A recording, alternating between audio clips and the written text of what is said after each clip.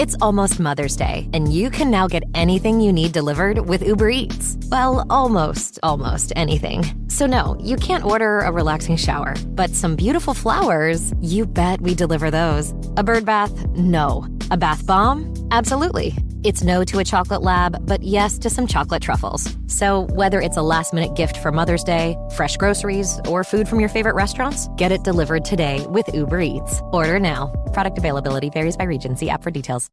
We are cultivate. cultivate. We are cultivate.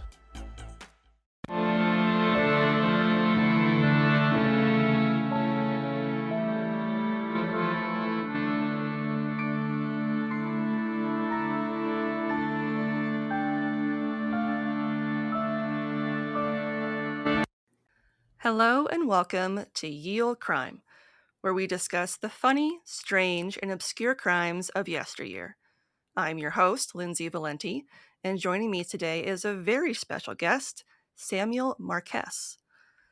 The ninth great-grandson of legendary privateer Captain William Kidd, Samuel Marquis, MSPG, is a professional hydrogeologist, expert witness, and best-selling award-winning author of 12 American nonfiction history, historical fiction, and suspense books, covering primarily the period from colonial America through World War II.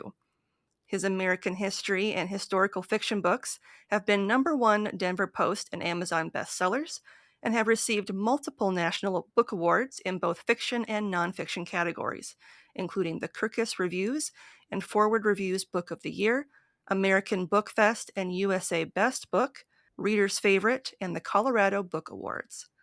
His historical titles have also garnered glowing reviews from #1 bestseller James Patterson, Maritime Historians, U.S. Military Veterans, Kirkus Reviews, and Forward Reviews, 5 stars. His pirate book, Blackbeard, The Birth of America, has been an Amazon #1 bestseller in U.S. colonial period history. The Marquis lives with his wife in Louisville, Colorado, where they raised their 3 children. And today we'll be discussing his latest work, Captain Kidd, A True Story of Treasure and Betrayal, which will be released on May 13th by Diversion Books. Samuel, welcome to the podcast. Thanks for having me. I'm very excited to talk to you. I read the book, which I loved, and I'm very excited to chat with you about it today. Thanks for having me, Lindsay. And hopefully we'll be talking about pirates and people who are considered pirates who weren't. Yep, exactly. And on that note, for the book, Captain Kidd has captivated imaginations for over 300 years and inspired many stories about pirates. But was he a criminal? Just how many ships did he plunder? How many men did he force to walk the plank? And how many throats did he slit? Or is the truth more inconvenient, that he was a buccaneer's worst nightmare, a revered pirate hunter turned fall guy for scheming politicians? In Captain Kidd, Marquis reveals the real story. Kidd was an English-American privateer and a leading New York husband and father, dubbed quote-unquote trusty and well-beloved by the King of England himself, and described by historians as a, quote, worthy, honest-hearted, steadfast, much-enduring sailor, end quote, who was the, quote, victim of a deliberate travesty of justice, end quote. With honors far more esteemed than the menacing Blackbeard or any other sea rover at the turn of the 17th century, how can Kidd be considered both a gentleman and a pirate, both hero and villain? Let's discuss. So let's kind of start at the beginning. When did you first discover that you were related to the infamous Captain William Kidd? Throughout my childhood, I was told, kind of overstated stories of Captain Kidd. So it's like, oh, you're you're the ninth great grandson of Captain Kidd, and when you're a little kid, you think everything's just, villainous cutthroats and, Yep. Walking the plank and all of the Treasure Island type. So it was only later that, much later really, that I learned, that the story about Captain Kidd's a little different than the Treasure Island type yarns that we all grew up Mm-hmm. with. So I was told at a pretty early age. I don't know exactly when, but I was definitely, like a kindergartner type Sure. age when I knew. And I actually wrote a paper in high school that was I had to like crank it out in 2 days. Horrible. I got the typical slackers B minus, Sure. and I just did the traditional stuff, but it was always kind of there in the back of our mind, and we talked about it, but the stories were kind of exaggerated, to be honest. Sure. With that in mind, can you kind of share how your more intimate relationship with Captain Kidd kind of influenced how you would approach the book? Actually, the interesting thing is I kind of started the book. I had been writing historical fiction for my last few books that are very Mm-hmm. heavily factual. So it was really narrative nonfiction, but really it was, you have to call it historical fiction because there was some fictitious scenes, or at least or scenes where I had to interpret the dialogue a little more than you would from memoirs and stuff. So Sure. my last 5 books have all been, they're history books.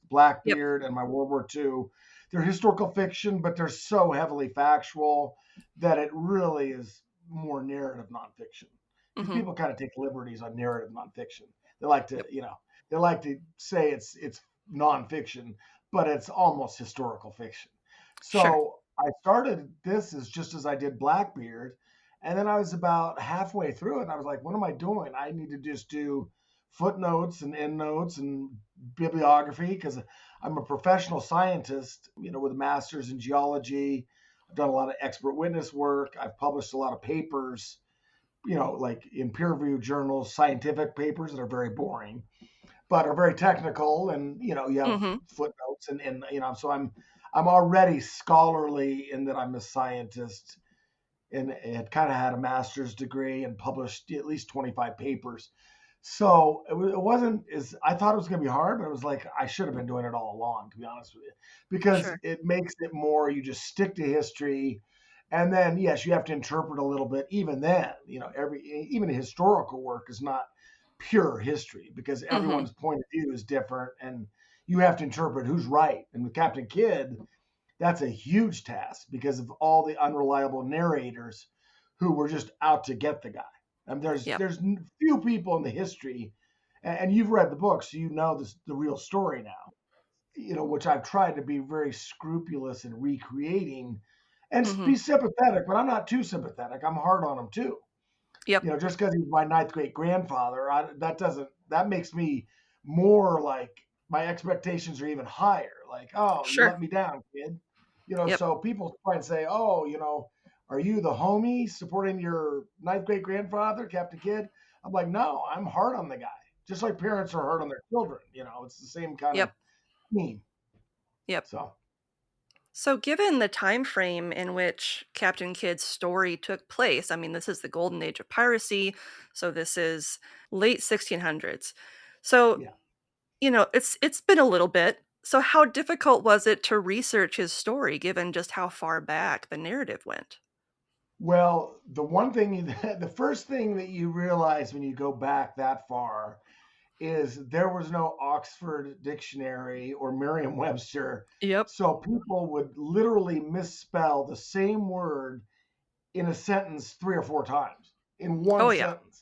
In a Mhm. paragraph, they spell no, N-O-E, all the time, begot with 2 T's, a lot of words with 2 T's, all kinds of words are totally misspelled. So, and there, though the handwriting is pretty good because a lot of people were taking note, recording meetings and stuff, meeting minutes, Mhm. have beautiful, you can read it because it's beautiful, well written.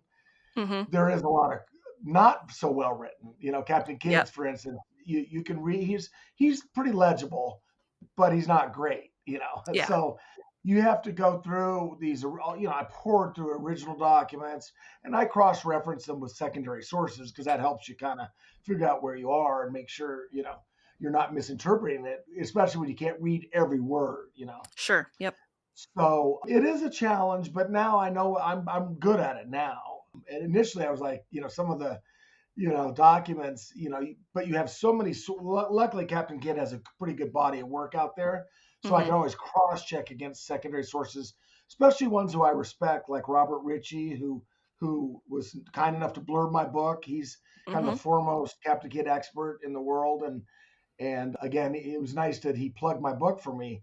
So I follow him pretty closely, and some other authors to make sure that I'm on track. It helps Yep. to have good scholars that you rely on, Mm-hmm. and then you look at the primary sources to get exactly what you need from them. So during your investigation, what were some of the most kind of unexpected things that you uncovered, and kind of how did they reframe Captain Kidd's place within early colonial America? I think that one of the most important things to know about Captain Kidd, and it's good that you've read the book, because my biography really is as complete as any biography ever written. Robert Ritchie's and Richard Zach's are the two best, and I Mm-hmm. think now mine. I think, to just being honest, without any conceit at all, is right up there with those guys. Sure. Yeah. So I have to be honest about it. As you know, in a scientific, objective way, it has that much detail. It's as long as Yes. any other book written, and I cut it back. The interesting thing is, I wrote the original thing. I wanted to cover everything, so I Sure. overdid it. It was 1,050 pages long with the endnotes, and which were Wow. much longer. And Yeah. bibliography was probably, back then it was probably 300 pages. Now it's only 100. And Yeah. so I just put everything. I had everything, and covered in a lot of detail, and it wasn't boring. Believe me, No. a real the pirate expert would want the 1,000, kind of like director's cut, kind Yeah. of like Yeah. movies, Yeah. because it has a lot of stuff in there that I had to leave out. Mm-hmm. And a lot of it's interesting, and a lot of it deals with I really went strongly with the unreliable narrators who have set the tone for Captain Kidd for 325 years. Mm-hmm. The English crown from the very beginning made him out to be a pirate. And, Yep. without spoiling the book, let's just say that's in doubt. And it's not clear cut. He's ambiguous. Like a lot Yep. of good characters, he has natural ambiguity. But the fact is that he was at the wrong place at the wrong time, right after the pirates just went wild in the Red Sea, the Red Mm-hmm. Sea men of the 1690s. I mean, this was the biggest gold rush of the colonial era, Mm-hmm. and you read it, so you can feel how a little farm boy from Maryland, his eyes are as big as saucers, wants to get up to that kid, get Mm-hmm. on with Kidd and others were, Kidd was sent to hunt down pirates, but they knew that they would still be going and taking treasure. But the Mm-hmm. guys who came before him, Thomas Tew, who was the Rhode Island gentleman, Henry Avery, who was the English brigand, who Mm-hmm. those guys, and then there were a dozen others. They went and pillaged in the early 1690s, and by the time Kidd got there in 1696 through 1698, they had just pillaged, and the Great Mughal of India was just in an uproar, and the East India Company was in an uproar, and the Crown was in uproar, even though they had hired Kidd to go hunt pirates, the Mm-hmm. King of England and his Whig ministers. So you can't get much more drama than the Captain Kidd Yeah. story in a nutshell. Like you said, he was kind of plunked right into this maelstrom of high seas battles and intrigue and treasure hunting and all this stuff that's just happening within a very short window of time. If you really think about it, people tend to forget that the golden age of piracy was actually a very short window of time. They seem to think it's like over 100 years, but it's actually very short compared to other aspects of history, if you think about it. The golden age of piracy that as I define it in my book, is based on these pirate historians, David Cordingley and Marcus Rediker, and I think, and another pirate scholar, I can't remember his name right now, but basically that's 1650 to 1730. There's Yep. others who narrow that down to just the age of Blackbeard and Anne Bonny, Mary Read, Yep. from roughly 1715 to 1725, even. Mm-hmm. Just that 10-year run when they really were the villains of all nations, because they were taking every ship that was out there. They were taking, English, French, Dutch, indiscriminately, Spanish, Yep. Portuguese. So those guys were a different breed. They were Mm-hmm. different than Captain Kidd era. Captain Kidd era was really the Red Sea Men era Mm-hmm. from 1685 to 1700 or 1690s, 1705s, that ballpark, Mm-hmm. where the Red Sea, the treasure ships, sailing for the Muslim Hajj that took place in Mecca was going from, Surat, India, on these ships that were literally would come back with treasures between 20 million and 200 million dollars. Yeah. So these ships that were sailing out of Newport and New York and, were going and pillaging in the Indian Ocean were raiding right at the Babs at the entrance to the Red Sea, which is a narrow entrance. And then they would hunt down these treasure ships that were worth, astronomical. So when I say little farm boys from Maryland, I don't mean Captain Kidd. I mean Captain Kidd was sent to hunt down the pirates. But Mm-hmm. all these kids and farmers, farm boys, shopkeepers, and a lot of more sailors too who knew what they were doing. But there were a lot of guys who just were, hey, this is my shot. I can go buy a farm or start a shop if I join on these ships, that are going sailing to the Indian Ocean in the 1690s. And I can come back, some guys would come back with millionaires would come. Mm-hmm.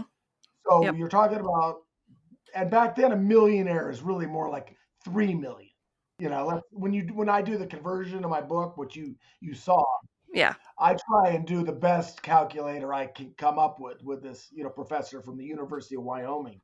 But it's still, some things back then are a lot more like the way some people earn like 10,000 a year. You can never live on 10,000 a year now. Yeah. So when you do that converter, you have to be a little careful. So really, these guys were coming back with really more like 500,000 to 3 million, and the captains like Thomas Tew came back with like 5 to 7 million. Mm-hmm. So this is big money. Just this is a gold rush. In the 1690s of New York, Newport, in particular, those two. Mm-hmm. Captain Kidd, he wasn't just known for his quote-unquote piracy, but also for his marriage to the love of his life, Sarah.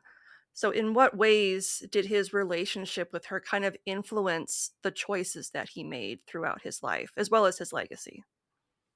That's a great question.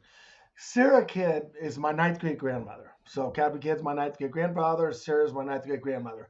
And she is an amazing woman. In my original Mm-hmm. book, I had a lot more of her as a point of view character in my original, War and Peace tome.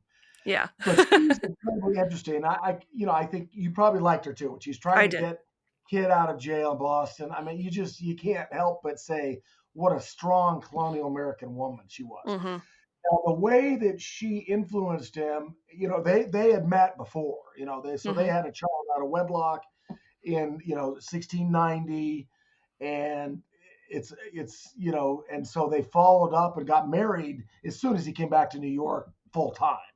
Yep. And the question, it's sort of questionable what happened with John her husband before died under suspicious circumstances. So we can't rule out completely that it was the one of these whatever three-way love triangle kind of murder plot, right? Yeah. That can't be ruled out. Although Sarah was such a faithful Christian woman, it's hard to believe that she would do something like that. Kidd, he was a buccaneer, which is a licensed privateer and not a pirate. I'll make that clear because a lot of people just throw around the term buccaneer all over the place, but it really was a very specific. They were licensed privateers. Yes, they were roguish. They were like pirates because there wasn't much difference back then between a Royal Navy guy, pirates, privateers, wreckers who went and took treasure from, there's wrecks everywhere in the Caribbean and all along the Florida Straits. So people were out hunting treasure wrecks all over the place. You have to include those guys and smugglers, of course. So all of those fall under were all the seafaring mariners of that era. They were very similar. They weren't that different. So I got off a little track there. I'm sorry. But Sarah, one way that she shaped Captain Kidd is he kind of settled down and became a merchant seaman in 1691 after they'd been married.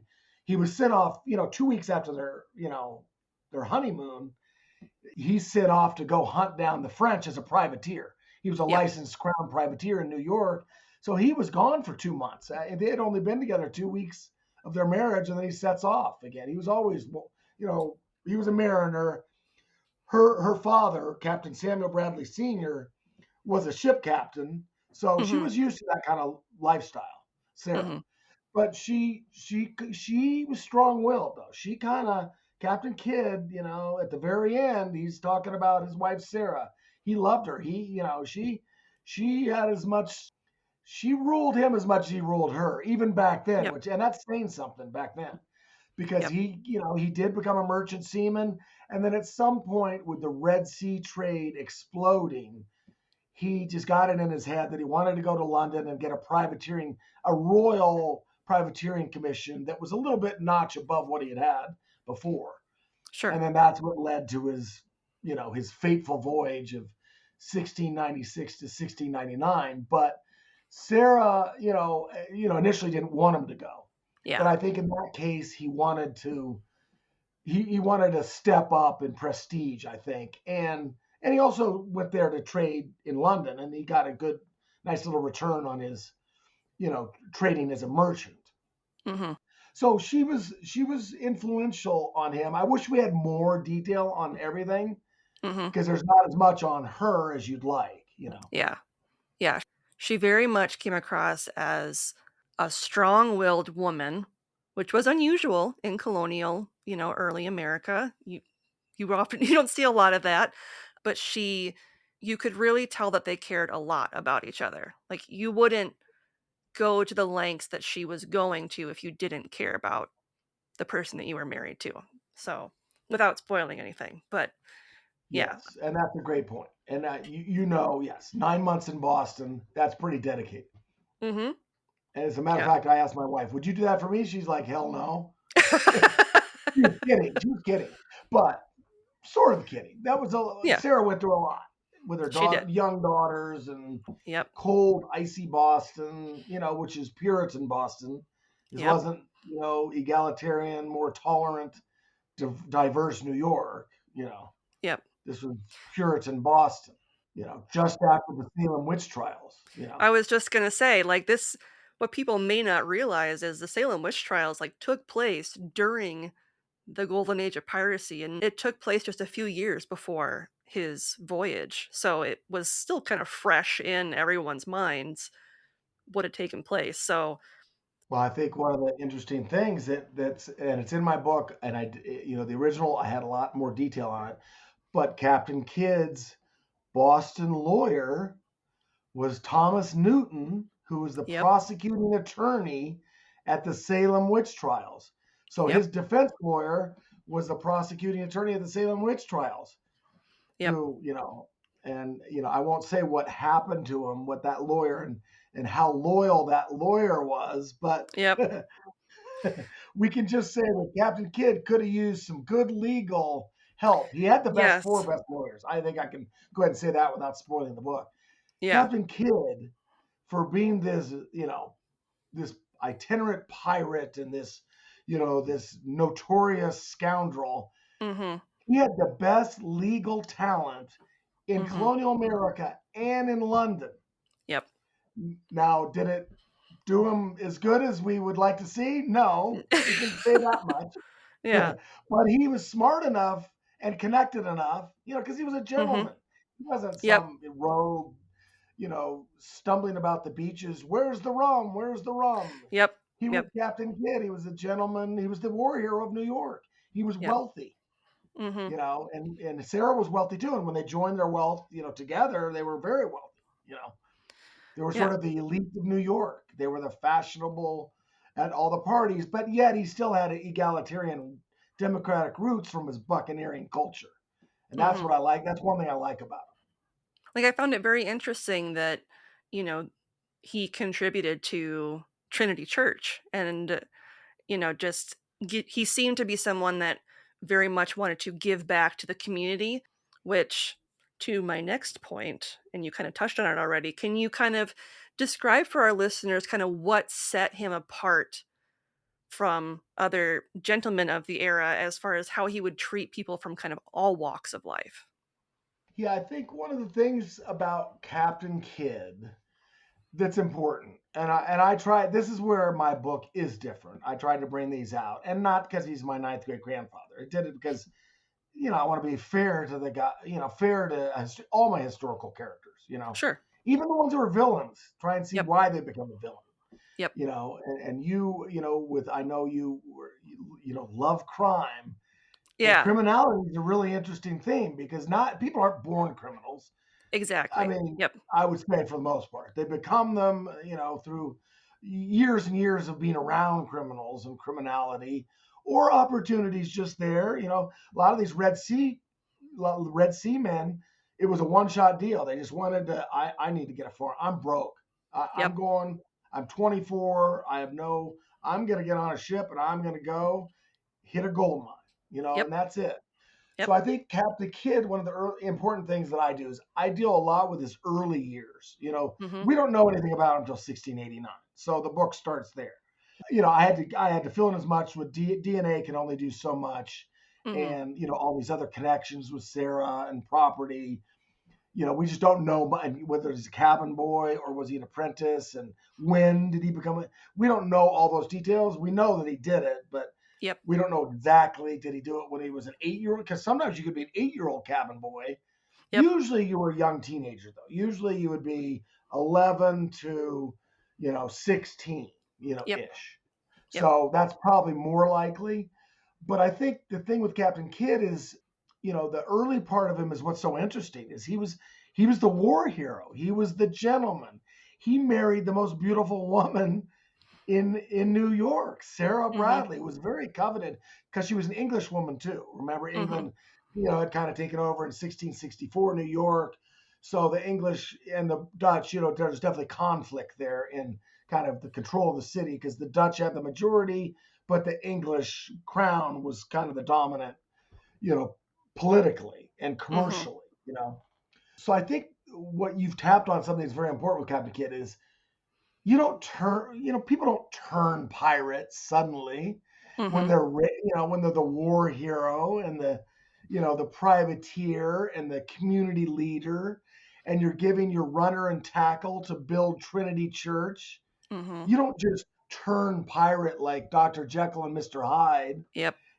So I fight that. That's where I feel strongly that my kid is really the true Captain Kidd for my reader, because I show all the sides of him and I show a lot of his early stuff and his relationship with Sarah. So. Yeah, based on the evidence that you put forth, he doesn't strike me as someone who would just wake up one day and be like, you know what? Yeah, I'll be a pirate. Why not? Like, it just seemed completely against his character from what we had learned in the book about him. And especially because early on he resists it. So history kind of repeats itself later with some of the same characters, which is, Robert Culliford, which, talk about a nemesis, Yeah. Yeah. When we got to that, I was like, are you serious? Like, I was just at St. Mary's. Whew. All right. But, I mean, obviously, the legend of a pirate outlaw is a captivating one. I mean, people love hearing about a pirate. So, in your mind, what was the significance of sort of redefining Captain Kidd's story kind of in light of the historical evidence that you were kind of able to uncover? Well, I think what I uncovered is, first of all, you're synthesizing. Captain Kidd has always fallen into two camps, or really three camps. It started because he followed, and it's okay, I'm not giving away too much here to say, he followed some nasty pirates into the Indian Ocean to hunt them down, and was at the wrong place at really the worst time.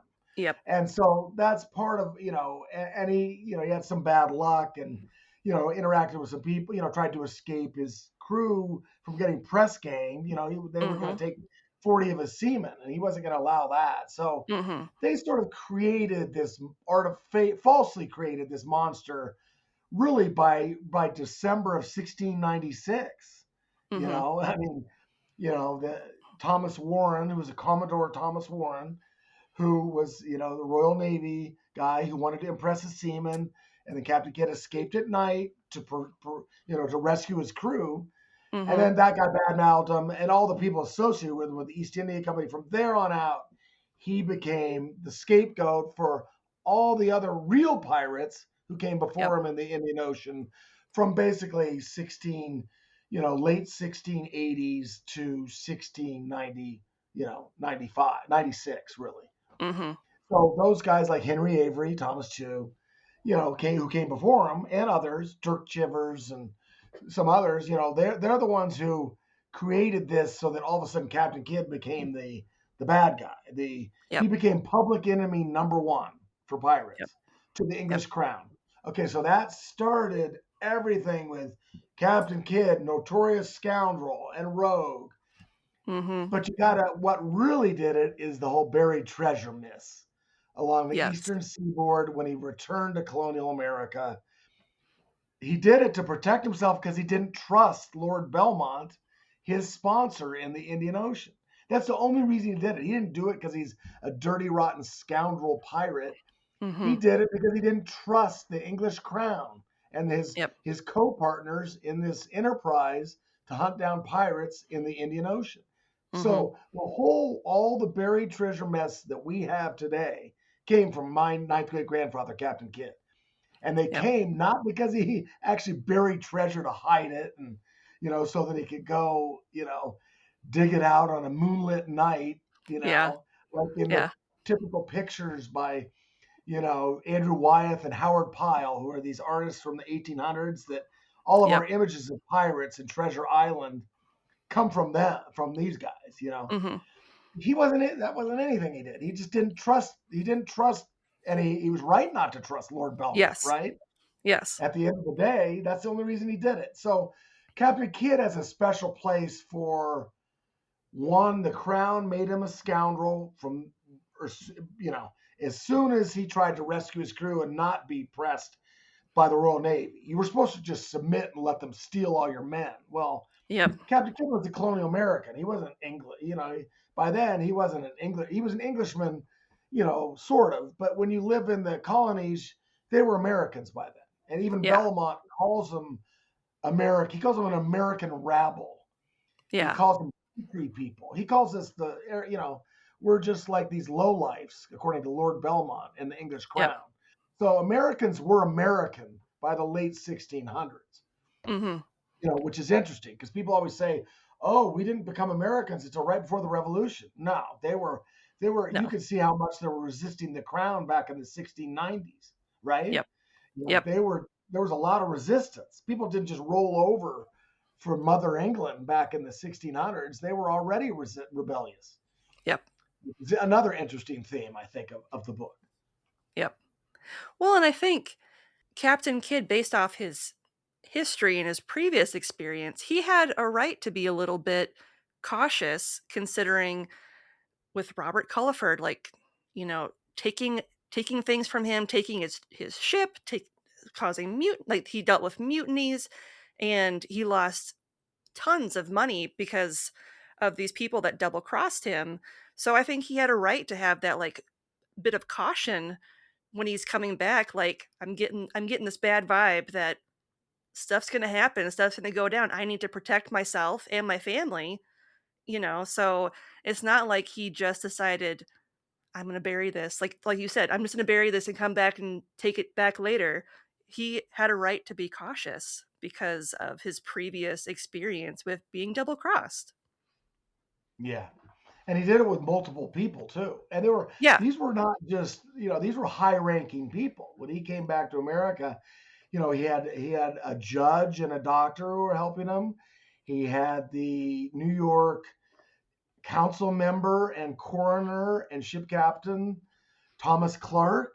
He Mm-hmm. had Payne. He had Thomas Payne, who was in Rhode Island, who has a plaque outside Trinity Church in Rhode Island today.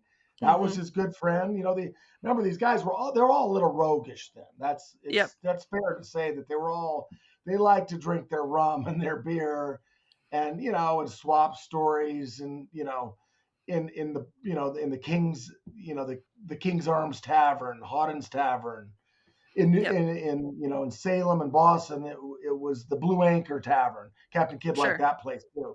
So all of these, they like to drink and talk, and and they were wild. Let's face it, Yep. But crossing the line was something that Captain Kidd just didn't want to do. He wanted a Yep. license. He was a licensed privateer.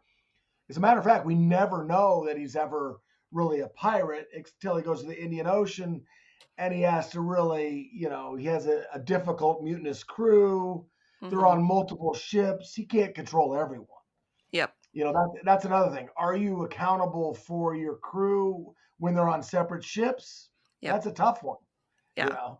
That is So a tough one, because you want to hope that the people that you've placed in charge of your other ships are going to be able to keep everybody in line in your stead. But to your point, like, what happens if they mutiny? Like, is that really on you, or is that on the person that you put in charge? And should you really be held accountable to that if you're not there? Like, well, he had other ships, and they were taking ships, and so the yep. question is, that there's people come out on different schools of thought with, was Kidd a pirate, by the legal definition of it, Hmm. or was he responsible? Who's responsible? And at the end of the day, you can let the reader decide.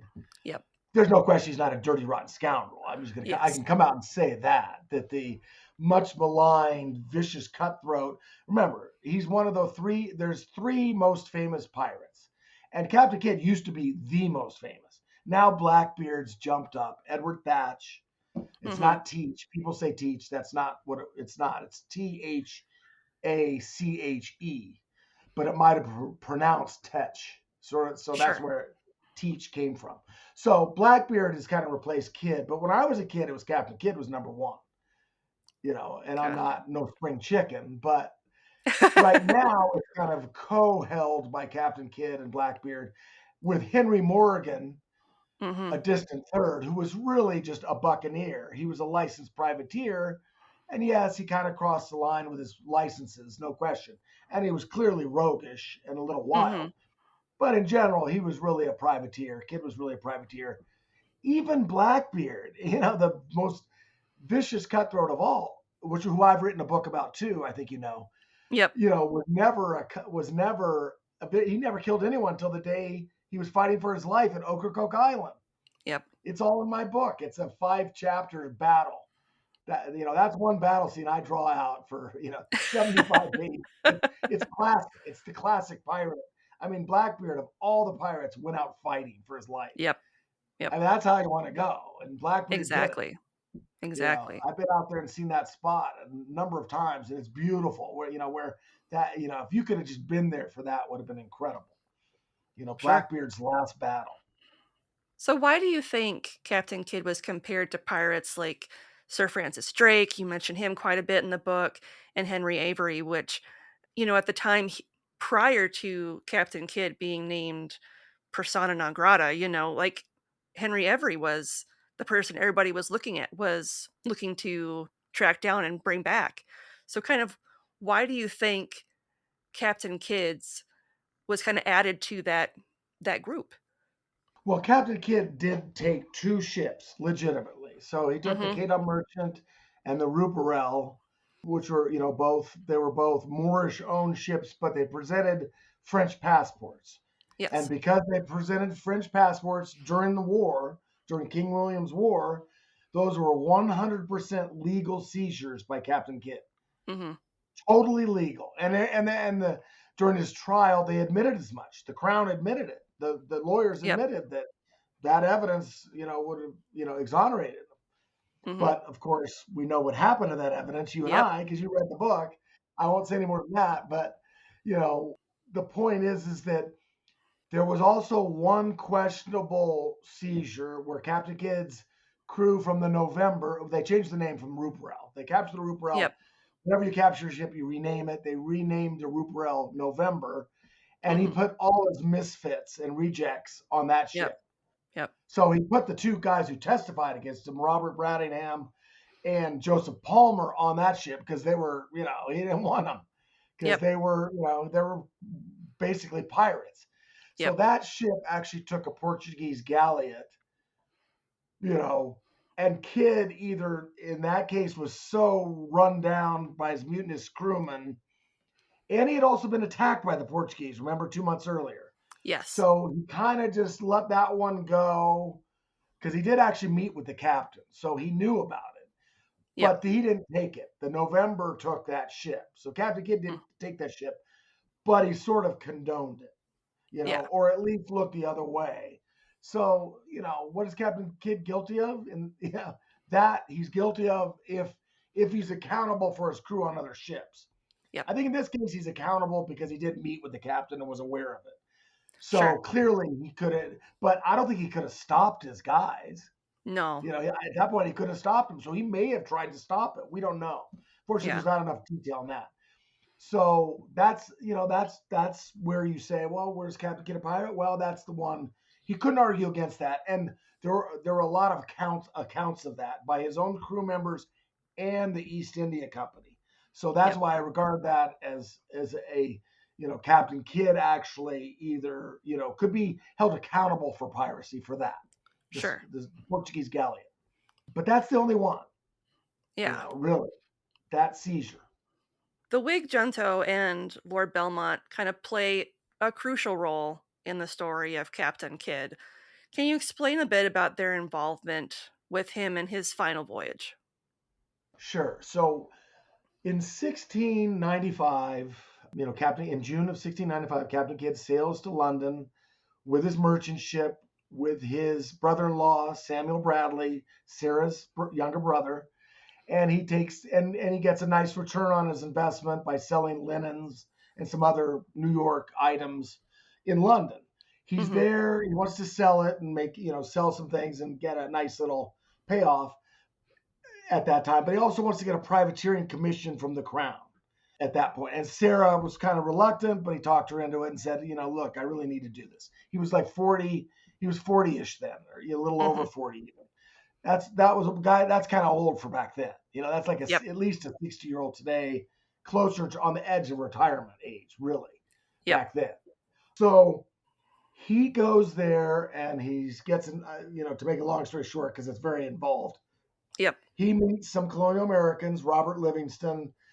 It gets talked into this thing, to go hunt pirates in the Indian Ocean because the Red Sea trade is just exploding, So colonial American ships and some English ships are going into to Madagascar, loading up on supplies, and then going and attacking these Muslim ships, treasure ships, in the mouth to the Red Sea and in the Arabian Sea and Indian Ocean.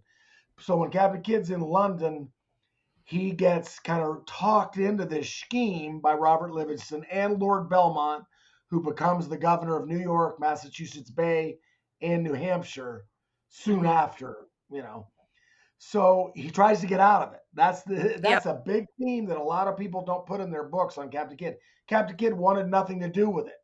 He tried to get out of it. Lord Belmont, he would soon take over as governor of New York, coerced him into it by threatening to take his ship and press gang his men and take away his seamen if he didn't agree to it. So Captain Kidd was forced really to back down. So who did Robert Livingston and Lord Belmont bring into this scheme this crazy, risky scheme to go hunt down pirates in the Indian Ocean? He got, Lord Somers, the Duke of Shrewsbury. So the Secretary of State, the leading admiral, Admiral Russell. He gets the chief of military ordnance, Lord Romney. So he gets these four bigwigs who are part of the Whig leadership. And even the king gets involved. The king gets a 10% cut. So the king's involved and he calls Captain Kidd the trusty and well-beloved Captain Kidd, right? Yep. In the contract that the commission, I should say, by King William. And so Kidd gets involved with all these big wigs And, of course, when everything goes to hell, Mm-hmm. the big wigs aren't there aren't going to be holding the bag, right? We all Yep. know that. So Yep. that's kind of in a nutshell, that's sort of what happens with Kidd and the most powerful men in England, in all of England, really. It's almost like he was the perfect scapegoat, especially after all the stuff with Mughal was taking place. Like he was really pressing hard against England. Like someone needs to be held accountable for all these crimes that are taking place against our treasure ships, against the women that were violated on the ships. Like, this is super insulting. Like, if you want to have any sort of relationship with me moving forward, someone has to be held accountable. And here's Captain Kidd, who's on this mission in the Indian Ocean and just happens to become like the perfect fall guy, kind of as you put it. And again, to like just a series of unfortunate events, and you can't help but feel so sorry for him because it's like he's fighting against some of the most powerful people in the British Empire. What's he going to do? It's like a David and Goliath situation.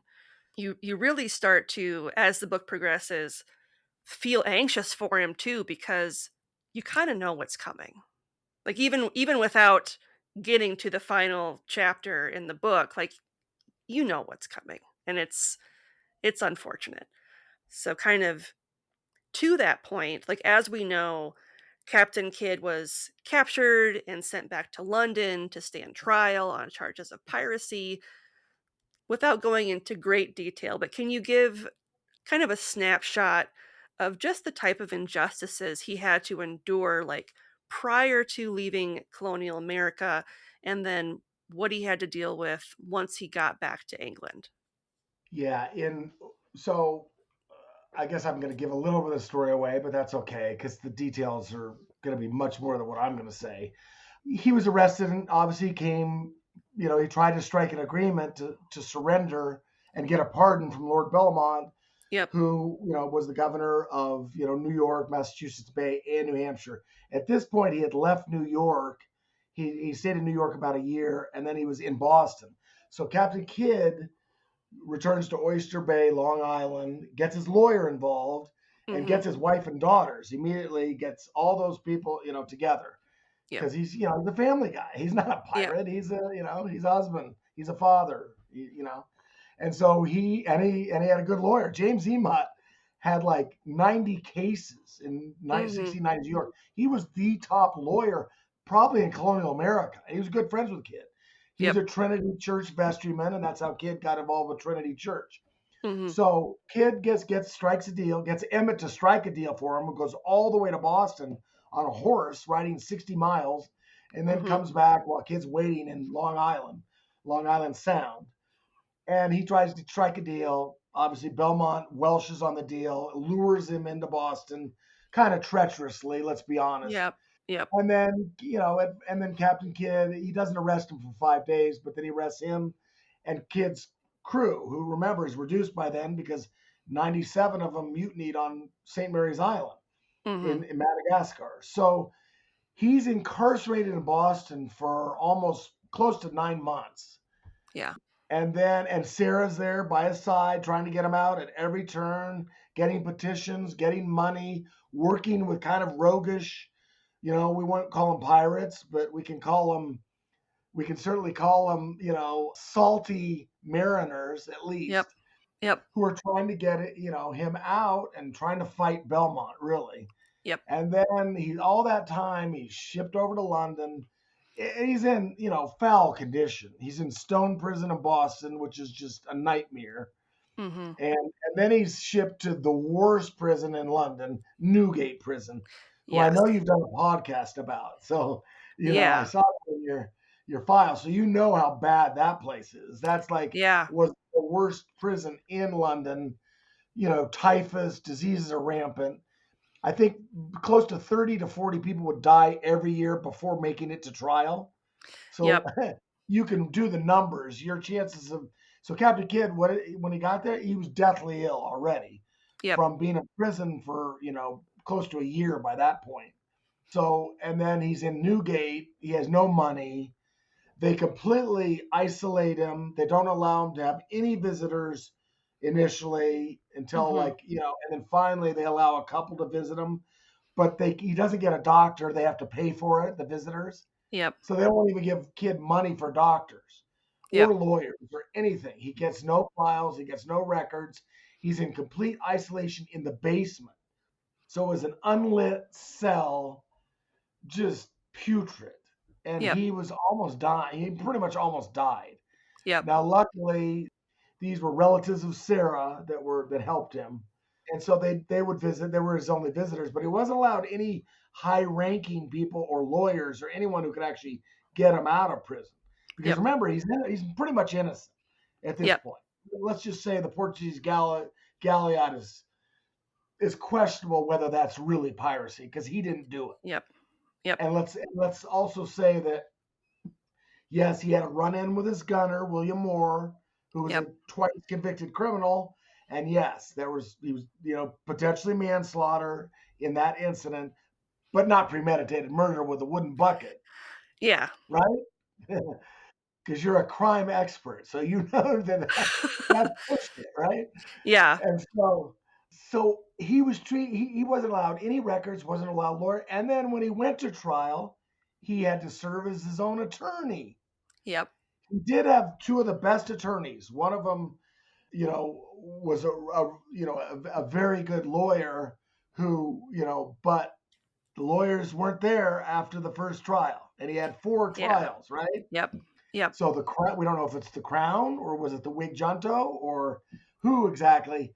But let's face it, the English people, there's a big movement, by the way, in England and in the United States to pardon Captain Kidd. They're there's people who want to bring it before Parliament and try and there's a lot of people who believe strongly in it. So, it's not, there's no question that he was railroaded. And every Kidd scholar agrees with that. There's no contention about that. The only thing that people contest a little bit is, was he a pirate or not? Did he cross the legal line into piracy or not? But no one questions that the English crown were just complete monsters in their treatment of Captain Kidd. From his capture until we'll say, the judgment of his trial. Yes. Yeah. It was very much rigged from the start. We'll just say that. That's fair. As we wrap up our conversation, kind of what's the key takeaway that you hope readers of your book will kind of draw from it? And, what lasting message do you really want to share about Captain Kidd?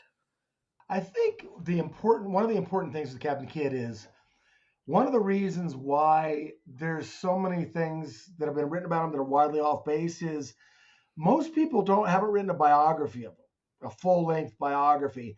He's usually a chapter or two in a book.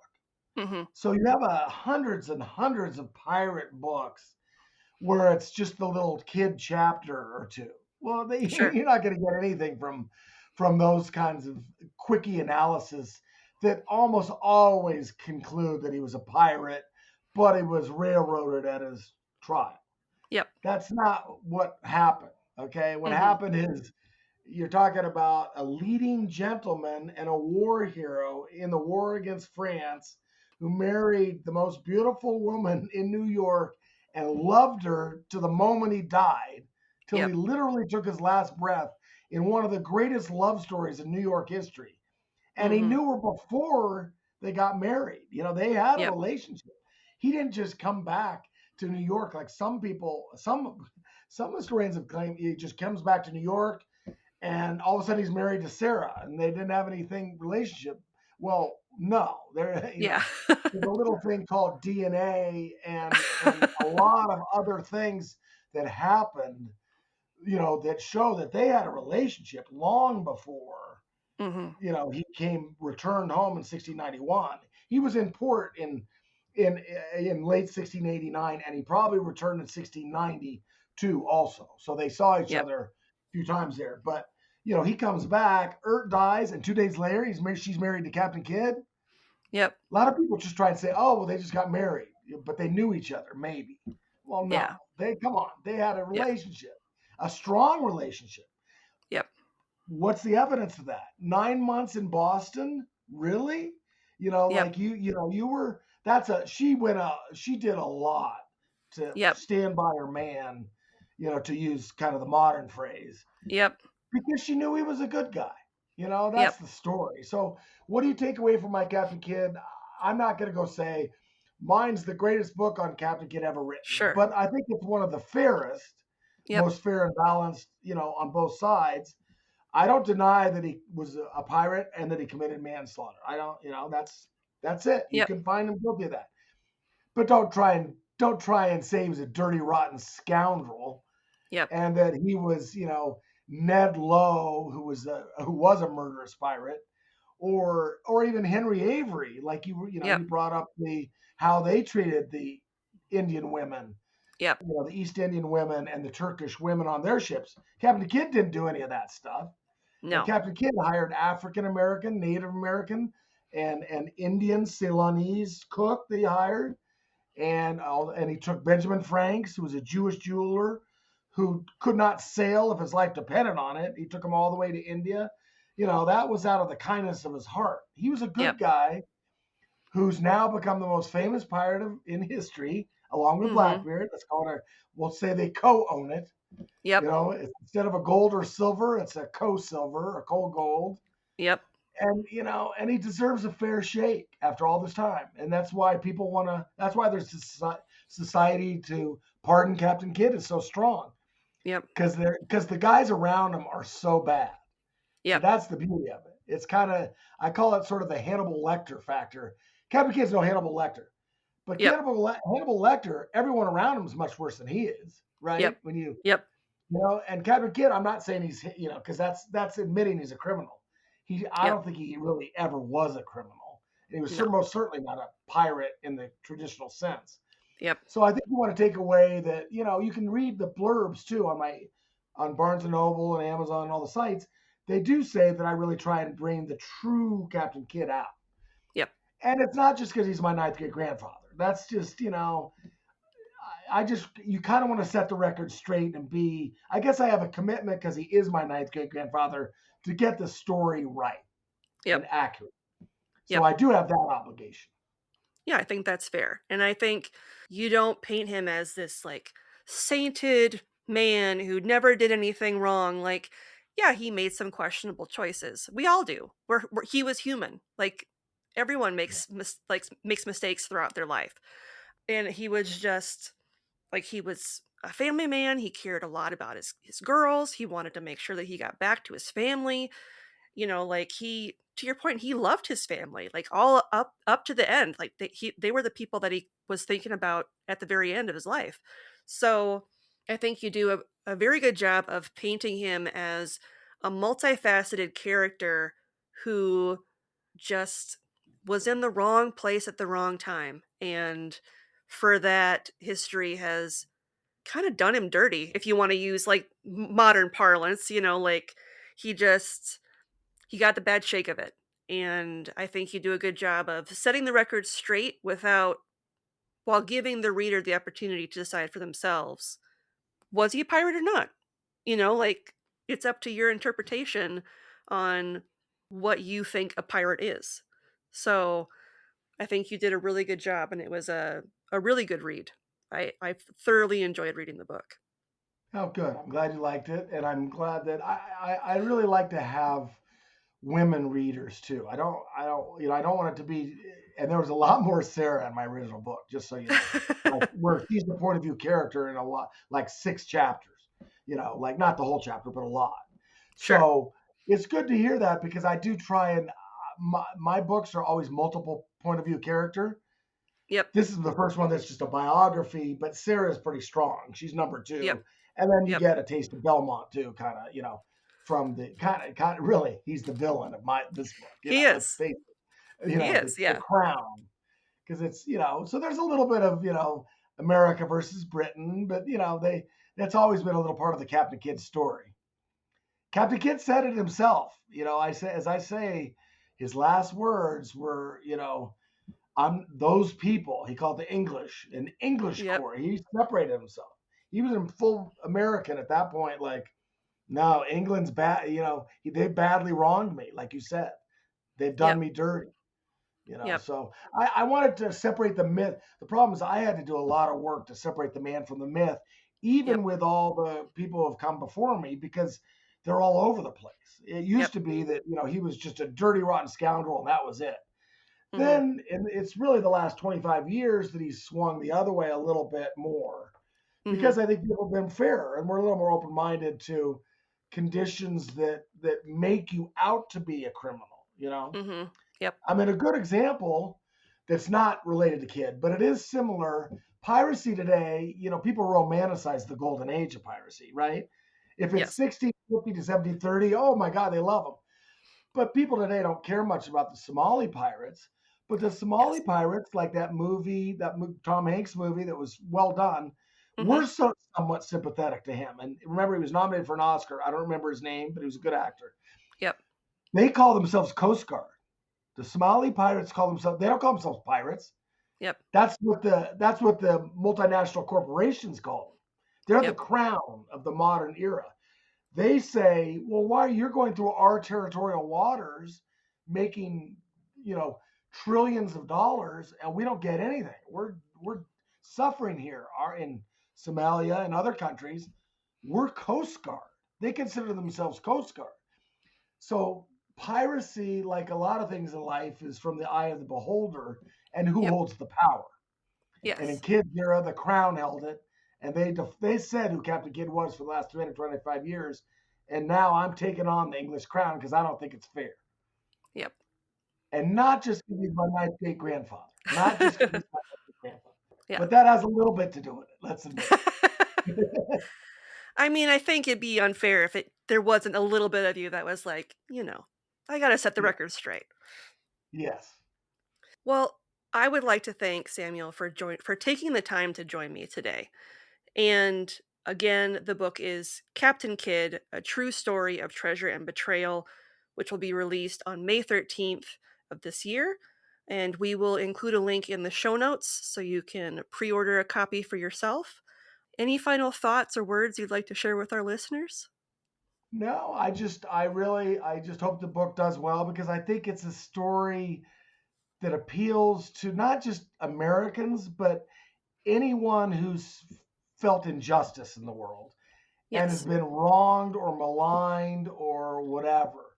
Whether you're come from any background or have any kind of thing that maybe conventional society doesn't look upon, Mhm. is everyone can feel some empathy for someone who's been mistreated and badly wronged.